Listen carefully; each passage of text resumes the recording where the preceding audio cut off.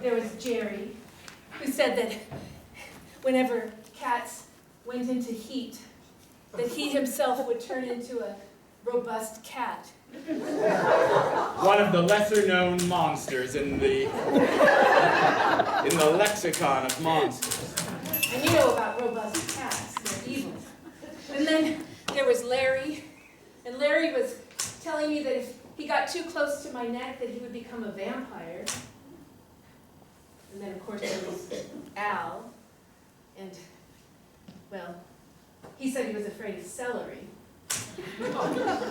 Because if he got too close to celery, and I like celery a lot, then it would send him over the edge into a zombie state. In which state he would stalk her. I just got that. You know what, Amanda? I only want the best for you, because over these past 6 months, I felt the same way, and I've tried to stifle it. But it's good you don't believe me. So, you know what? Why don't you just go to the East Coast, enjoy your eclipse, and I'll find another customer. Have a good time. Amanda wept and began to pack her bags. Meanwhile, across the country in Decker, Maine, there was a young, happy innkeeper who, on his first day of the job, was preparing room 12. Room 12 hadn't been rented out since the incident, but finally, they had enough people arriving for the eclipse that every room in the hotel was booked, including room 12. The furniture hadn't been placed in room 12 appropriately for a long time, and so the young innkeeper rushed up to the room in order to get everything set. He looked around at room 12 with an air of pride and satisfaction. Oh yes, room 12. His bosses told him as the manager he'd never rent room 12. Well, he'll show them. We did it. We rented room 12. I've got the bed all set up and made. A nice armchair to go with it. I think it's all gonna go all right. You're kidding. Nope. Every room is sold, even 12. Well, I might give you some credit here, but actually, you know what this is about. It's the eclipse. Decker, Maine has one of the best viewings of the eclipse in the country. Even so, No, you're right, it's the eclipse. But I will say, keep an eye on this tenant. You know what happened last time in room 12? I don't believe any of those stories. It's a room. You're telling me just because one and the one before and the one before that went crazy in room 12, that's something about the room? Listen here, this is serious. And we're not just working with any weekend here. We're working on an eclipse weekend. Do you understand the power of an eclipse? Very few people in Decker, Maine understood the power of an eclipse, but Marcia did. Marcia understood, and she had devoted her life to helping other people understand. A Cassandra in ancient Greece. Sit down. I have a story to tell you. I do like your stories.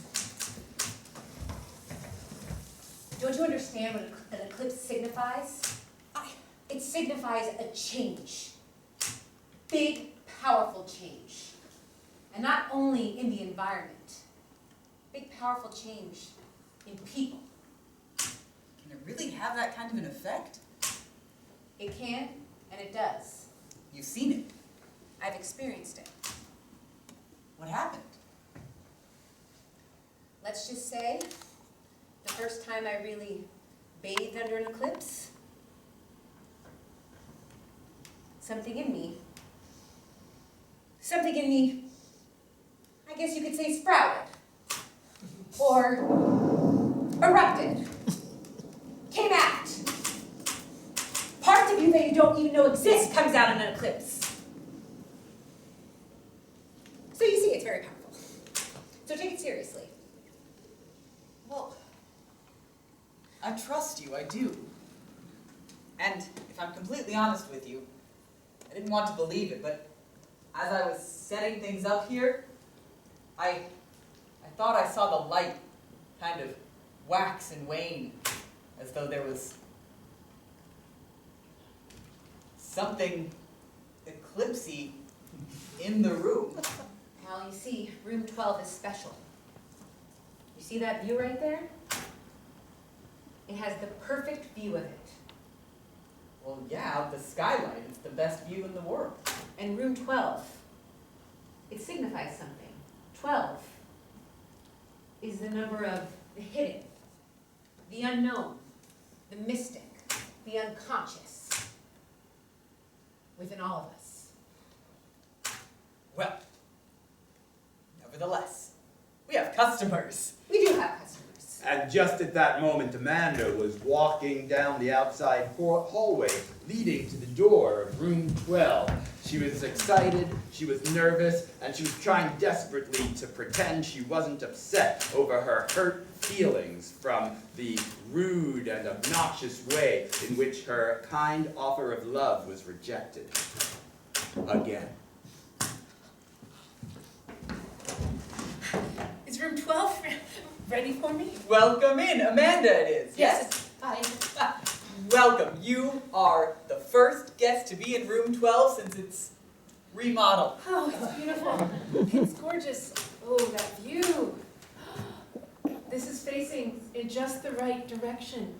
That we could actually watch the eclipse from this room. The perfect view of the eclipse. Oh my gosh. This room's beautiful. Well, thank you. I set it up myself. It's lovely. Oh, the bed. The bed looks beautiful too. If you need anything at all, I'll be just right downstairs. What is your name? Max. Max. It's good to meet you, Max. Thanks. Marcia. Marcia, it's good to meet you. And if you want any more information about eclipses or the town, you can come find me. Well, thank you. Thank you. We'll leave you to it. Sharon, the housekeeper, came bursting through the door. Oh, I'm sorry. Is it okay that I'm in here? Are you going to clean? You're staying in room 12. Yes. Yeah. Yeah, you don't want to stay in here. Why? Why? It's beautiful. Look at the view. They didn't tell you? No, no. Everyone kills himself when they stay in here. Oh, no. I clean up the bodies all the time. They told me not to tell you. This is absurd. Yeah, someone hung themselves right there. You're just trying to get me to leave. No, look, come over here, come here. And then, in the tub over there, he sliced his wrist open. Oh, There's so much blood.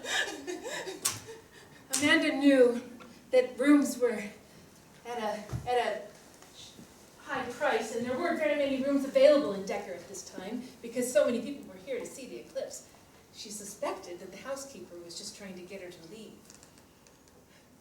Now, I understand that you could probably rent this room out to somebody else for a lot more money, but I have this room. You think I make money working here?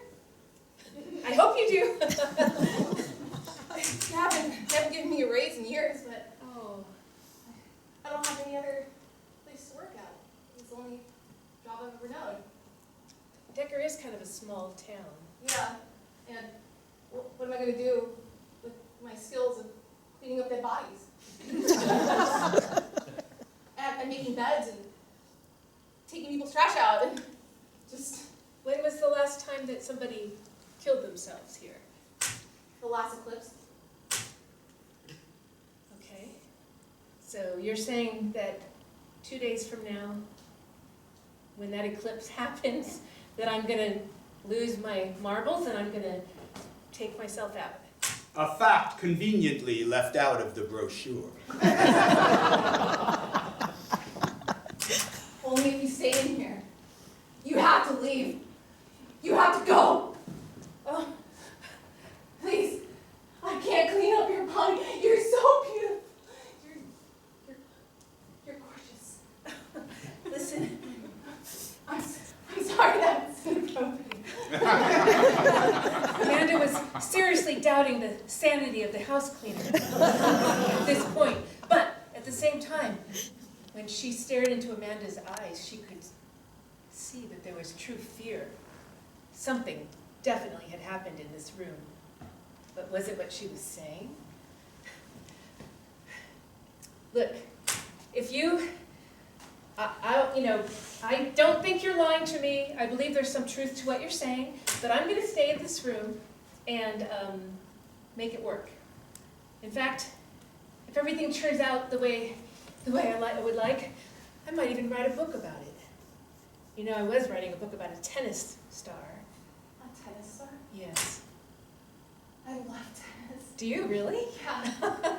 Well, I was learning tennis for 6 months with the most wonderful guy, and I had to fire him. You fired him? I fired him. So you're single? I'm single. I'm single. Of course I am. So I think I'll just throw away that tennis star book idea. I think a room 12 sounds much more interesting to The write. housekeeper walked uncomfortably close to Amanda. Please. I don't want you to die. Okay. Meanwhile, in his 1972 Ford pickup truck, Ron Dixon was an all-American kind of guy. He loved his Budweiser, his cigars, his guns, and his country. He was driving his pickup truck down to downtown Decker, Maine. That's right. Hey, Ron! How you doing there, Tommy? God and country, brother. Yeah, brother! He was going downtown to the local bait and tackle shop to get some ammunition for his shotguns and his rifle. He was going to hunt wild game boar. He loved killing. Anything with 4 legs and hair on its back was going to be found dead. He pulled up in front of the bait and tackle shop, closed the truck door, and walked on in. Bruce! Right. How you doing, fella? Doing good, doing good. You want the usual. I sure as hell do. Give me a pack of 12 and a 6-carton shell. How's business been, huh? It's been real good since the eclipse, huh? Yeah. You know, I'm about to go the eclipse. All the other people are going to be in town. That's a perfect time for me to go out onto the outskirts when it's all empty. And I'm going to destroy what's coming. That's great. Hey, what kind of stuff are you expecting to see out there this year? Well, hopefully some wild boar, some elk. Anything else? You know, I've always wanted an exotic game. Something to really mount my center trophy that I got laid up right above the fireplace. It's an empty frame. Something unique, something big, something ferocious to really make the boys jealous, you know what I mean? Put me on the local news. Yeah, I would be jealous. Well, thanks a lot there, Bruce. Here you go. Keep the change. All right, Ron, have a good one. You too, buddy. Later that night, at the front desk, Max stopped Sharon as she was leaving the hotel after her shift. Okay, sir. I'm going home. Hold it right there. I saw the way you were looking at our guest in room 12. No. I didn't even. Who? Amanda. The author. You can't hide it. You're in love with her. That's ridiculous. What? No. No. But realizing there was no way she could hide the truth from the piercing eyes of Max, she confessed in an upheaval of sobs. It was love at first sight.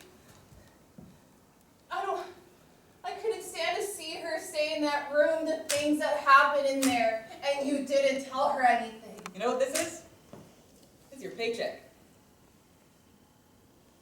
See how small it is? I can barely pay my rent with that. That's That's what happens when we don't get people in the building. You want that to grow, we have to get more people in the building. You know what I'm saying? I know that when you get eyes for somebody, you get a little loose-lipped. But the longer we keep her in that room, the more we can pay you at the end of the day. You're promising me a raise? That is not the words I said. But we could talk about it if we can keep this motel at full capacity, full 100% room 12 capacity, till the end of the eclipse. But you know what happens when there's an eclipse in here. You want a raise or not? I really need the money. Full 100% room 12 capacity. You don't understand what it's like to live like this. You barely pay me. Meanwhile, back in the tennis emporium, our tennis instructor was trying desperately to wipe away the feelings and the memory of Amanda by violently and repeatedly, almost jerkily, whacking those balls. When he saw his great-great-grandfather enter. Keep that elbow straight. Poo-poo! Yes. What are you doing out of the home? I came to find you. Is that a chair?